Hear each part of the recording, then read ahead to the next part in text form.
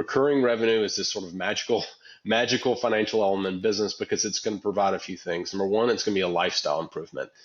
There's a huge difference when you show up at the beginning of the month knowing that you've got an extra 30 grand of gross profit rolling in for the next 4 months, right? Contrast that with a permanent business where your foresight on your revenue is maybe 8 weeks max, right? And with that staffing business, you have a cyclical engine that's generating that recurring revenue. So your lifestyle gets improved, your stress gets reduced in that regard.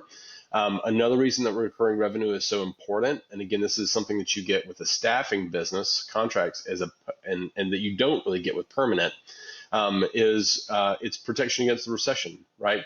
When the market fluctuates, as we've all seen in the recruiting space, companies are going to stop paying 20% fees real fast to go find talent.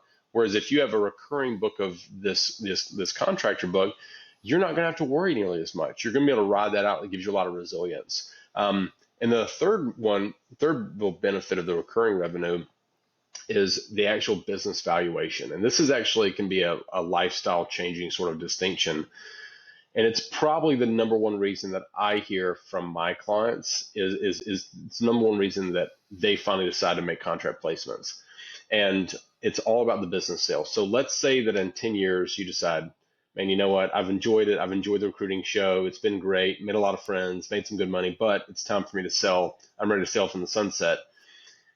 If you only have a permanent placement business, you might get a 1, maybe 2x multiple on that EBITDA in most situations. Now there are outliers, but that's generally going to be your number. So if your EBITDA every year, your interest before interest, taxes, depreciation, amortization, your net income is $1 million a year on that business, you might get paid $1 million to $2 million for it, right?